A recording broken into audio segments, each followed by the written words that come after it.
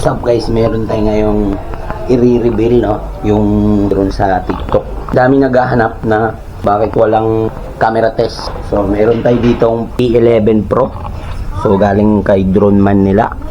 So bubuksan natin ngayon, tapos ika-camera test natin no. Tingnan natin yung laman. So yun, may kasama siyang lagayan. Bubuksan natin yung laman.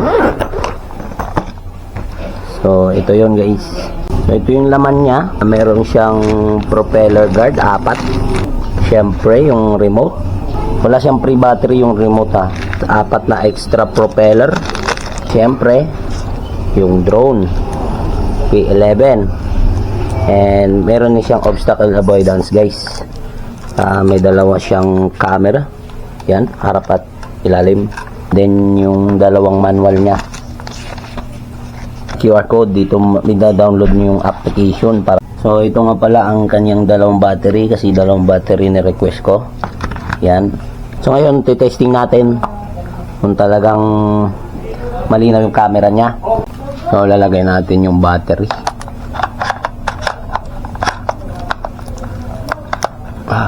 Yan. Ilalagay natin ng kanyang propeller guard.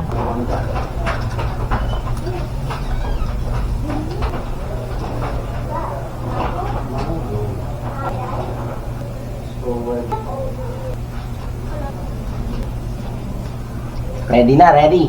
So ito yung remote. Uwan natin remote. Tapos uwan natin yung drone.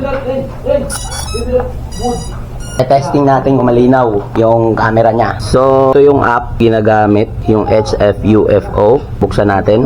Pindutin natin yung start.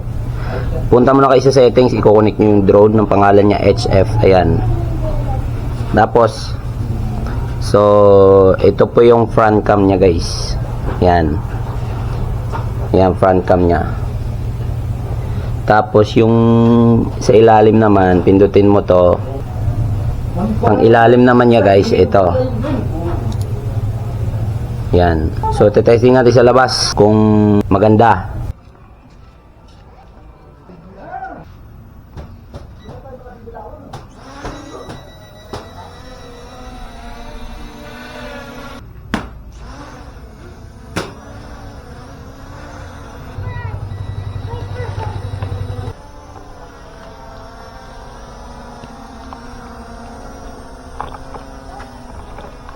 So, ito po yung harap niya na camera guys. Yan. So, yan po yung harap.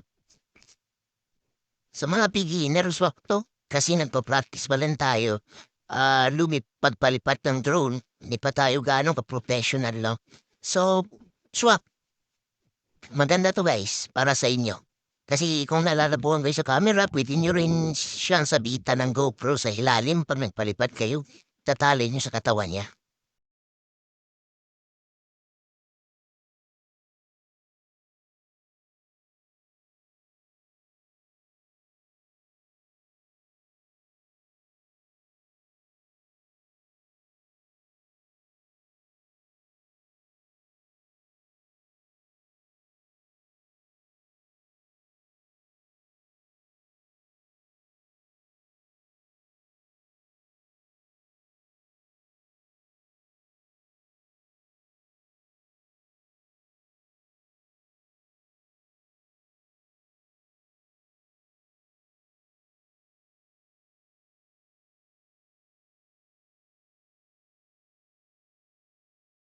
So, ito naman yung kanyang ilalim na camera guys. So, hindi po siya mapapalipad ngayon kasi malakas ang hangin sa taas.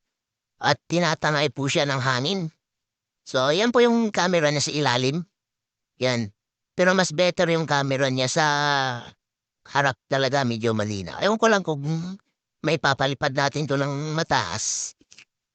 So, yun, hanggang dito na lang guys. At swap nito guys sa mga baguhan pang magpa-practice magpalipad ng drone. So, nabili ko lang siya sa TikTok live dito sa Drone Manila. Check out nyo na guys para sa mga baguhan yan.